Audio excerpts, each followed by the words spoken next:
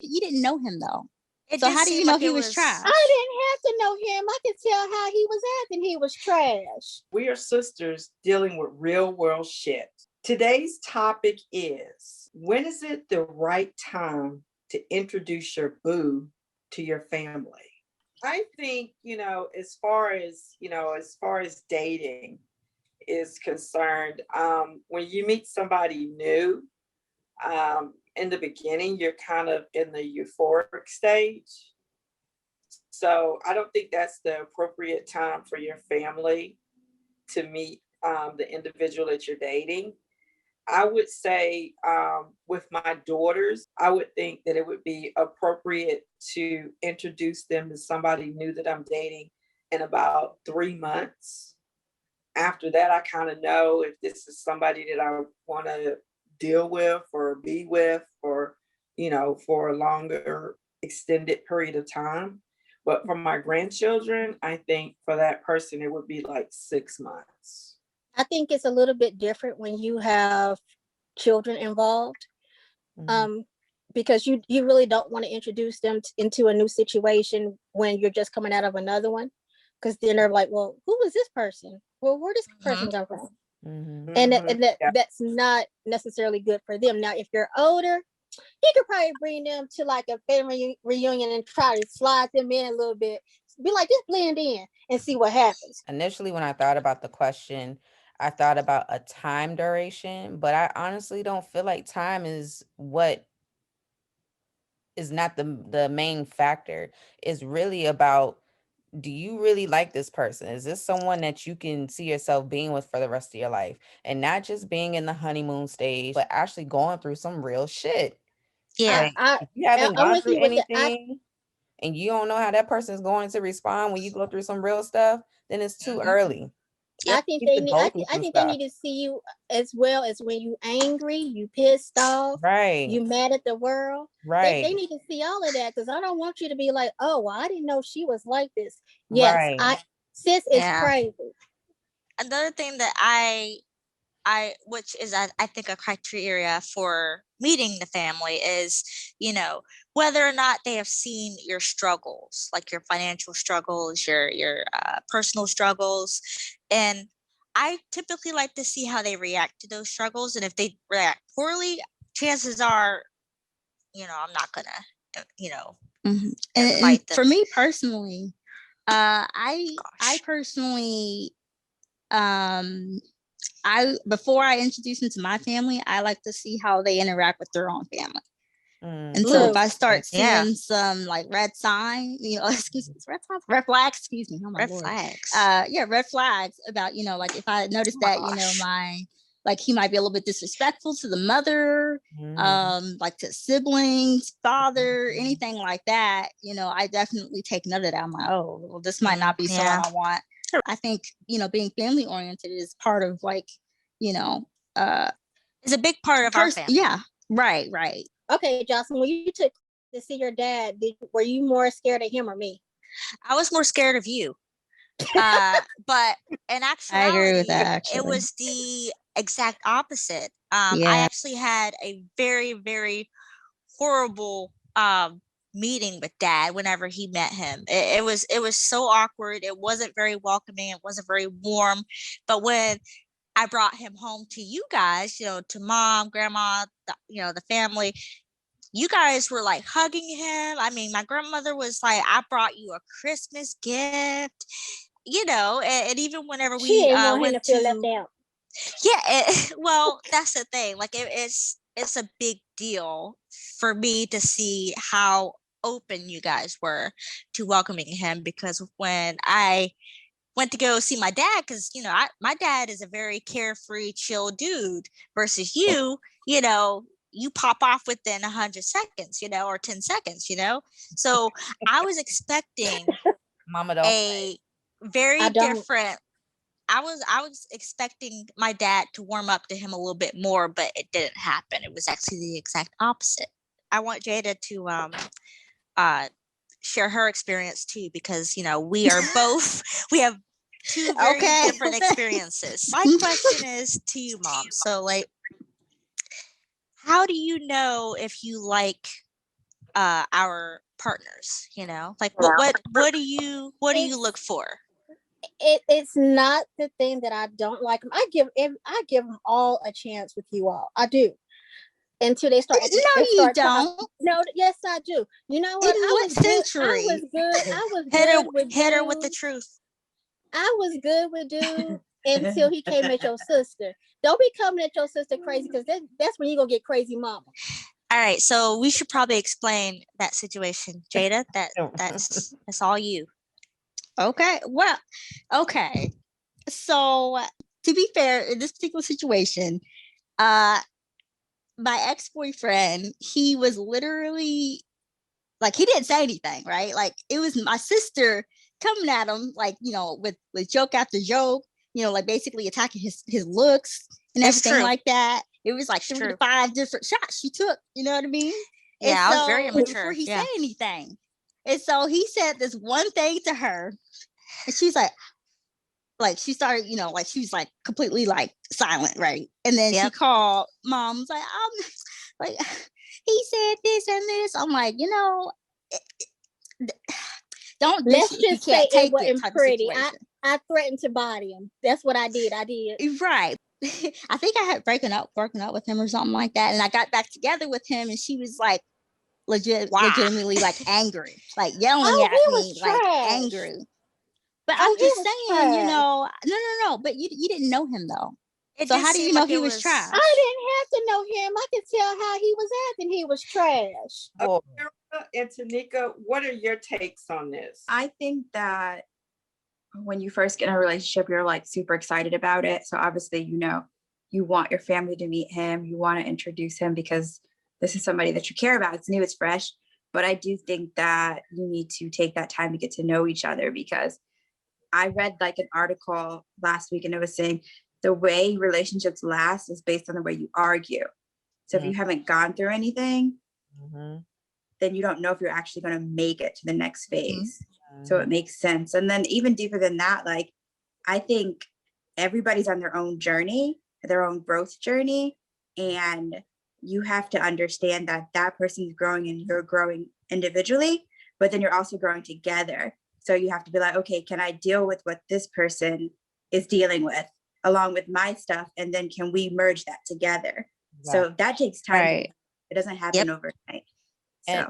And to piggyback off of what Tanika just said about the arguments, it's not always about the reaction, because let's be real, we're emotional beings. You're going to feel some type of way about whatever, you know, friction you go through, but it's really about, can you work through the bullshit? If you can work through it, then okay, you might have something there.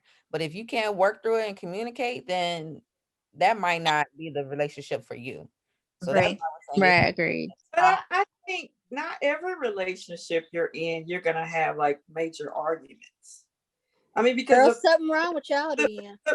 The person that I'm with right now is really laid back, and I don't think. What you make him mad? We right. We haven't had like any major arguments as of right now in the relationship, but we're probably still in the honeymoon phase.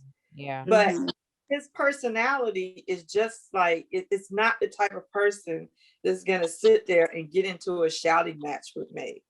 Well, let me ask you this. We've already talked about the fact that, you know, when we disagree on things, we're going to sit down and have a conversation about it. No, so I don't, Pamela, I'm seriously though.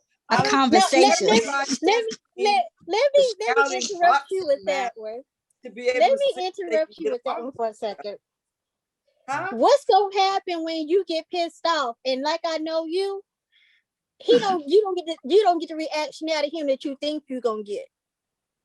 Well, that I mean, that only goes to, I don't know, Pamela, but as of right I know. As of right now, I can tell you that we haven't had any situations where we're like upset with each other or screaming and hollering or anything like that. But I think, as I've said this before, though, I think it's key to be in a relationship with somebody that you can clearly communicate with, though. Right. Because when you can clearly communicate when the person upsets you or makes you mad, and communicate in a way where you're not getting into an argument or a fight or anything like that, I think that's the way that you can effectively resolve problems. Right. You know, when you're screaming and you're hollering and everybody got their dukes up, and you're never going to get anything resolved that way. So I think my thing is, the person that I wanted in my life was somebody that I could really, really talk to, who could be my best friend. And, you know that there's times that we are not going to agree on things. I get that, because we are two completely different people. I get that. But in those times, in those situations where we disagree, we want to be able to talk it out instead of scream it out. Right. Well, that ain't me. I know it's not. I'd rather beat your ass and then ask questions later. You don't even ask questions, Mom. I mean, it personally, okay, Mom, do you ever feel like, okay, let me ask you something about that. This, don't take offense to this, but is there a boyfriend that you dated that you didn't try to throw hands with? Yeah, like, that's a have good they question. have they all been, catching these hands, or like, For real? like, you know what I mean? Like, what?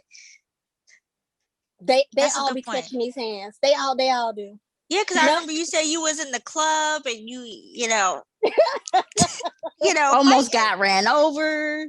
Yeah. See what Busted your happened hand on was, glass. but we ain't doing that because I'm gonna behave today. So anyway, but no, It's some real shit. Bring it out. Right. I'm just saying maybe I should have just walked away in some of those instances. But when you young and you tired of these so-called ends bullshit, you just ready to shoot, pop off, fight, bust tires, bust out windows. I'm a Jasmine Sullivan. I can tell you that. I will bust the windows out your car. Pamela, looking back at it, do you think before you get to that point that you could actually walk away? Hell no. Why By not? then I done seen it all. I done let shit build up. I be like, oh, I did this, that, and the other, and this, then did this. Oh no, I black out and I'm like, it ain't even Pamela no more. It's an alter ego.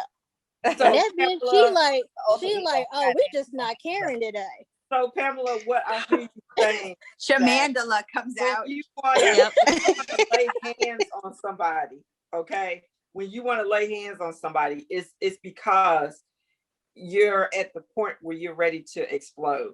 Yeah, it really is. And then by that time, I done had a blackout moment. And like I said, whoever the alter ego is, she like, bitch, we playing today. Why do you, like, my question is, like, why? I feel like you've always been on fight and flight mode, but like, why you always got to be in Fight Club? Like, what, why does everything have to end with your fist? Like, I'm serious. But you know what, though? The one thing I can tell you is that in my 40s, oh yeah, I was in fight mode. In my 30s, in my 40s, I was definitely in fight mode. You know, I used to let stuff just get to the point, pop like a cat, and I was ready to knock you out. But the thing about it is that I think in my 50s, I'm a lot more laid back now. Since when? In her head, girl. Oh my goodness. She forgot who she was. Are you talking to me? Yes, mother. So, Marshall, what are we talking about? You say being laid back. You lying on camera? Right. I thought this was real world shit. You gotta keep it real. Girls. I tried to bust her out. What she talking about? I'm still trying to figure out why she talking about they ain't gonna argue. That's why I said, what you gonna do when you get into an argument? You gonna throw some shit? Okay, I'm waiting on that one. So, okay, so let's I don't think I'm laid back. All right. You're not. Bro. That's okay. Let's roll. So Tanika, let's discuss what you just brought up. About you not being laid back. Oh my gosh. Okay, You're not. so hold on. Tanika said that you are not laid back. She's busting you out. She's saying keep it real. Go ahead, Tanika. Golly, Kimber. I think you have your moments where you're like super calm and cool and collected. But I think if somebody pisses you off, that monster does live within it. It can come out. I think right now it's all rainbows and butterflies and peaches and Sherlinder, come out. Sherlinder. She's blending shit up. Right. But I do Linda think, is like, it, okay. I don't think anybody is gonna just be able to just handle anything without, getting upset about it and stuff. I think everybody that alter ego side, it just kind of pops off when you mad as hell. Okay, Yeah. so at the end of the day, when you said you go sit back and talk it out, you ain't gonna talk it out. You gonna be ready to throw them hands, right? No, I know. I kind of disagree with that because I think the mistakes that I've made in my life have taught me how to better handle situations. And we related, so I know. Pop off and I think that's like something bad to do. Instead of me getting to the point where I get, to the point where I'm ready to knock you out, before I get to that point, every time you do something that ticks me off, I'm gonna let you know about it.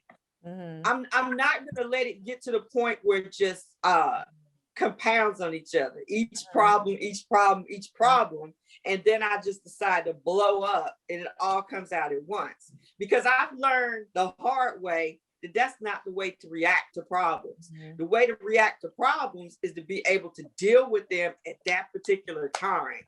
And I think these hands. No. Look at starting stuff.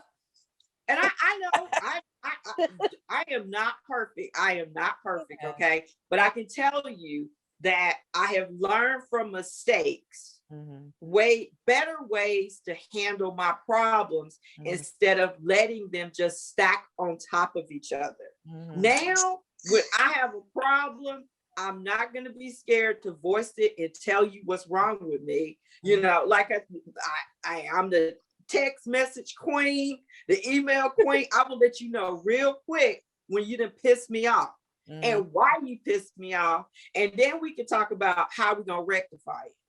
Yeah. Okay, so what you're saying is you got tired of fighting windmilling. You said that's the answer. So at the end of the day, we shouldn't go cook him a nice meal, huh? I mean, no, what I'm saying is I see growth in my mother. Yes. Oh yeah, for sure. She's not perfect. She definitely was a little cray.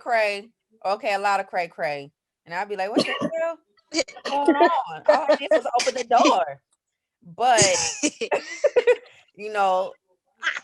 I guess from my experience, because I can be the same way and I'm learning, like she said. Yeah. So sometimes you get tired of going through the same cycle over and over and over. That it wears you out. So now you start looking for new solutions, like, okay, what am I doing wrong that's causing me to go into this same cycle? And I think that's what she's saying. Okay, yeah, I messed up a lot in the past, but I'm willing to try something new, and it sounds like it's working. So yeah, I mean, I'm just saying, through a lot of prayer and really getting to know myself inside is what really helped to get me over that hurdle. Our next topic is how to talk to your partner about finances without sounding like a gold digger.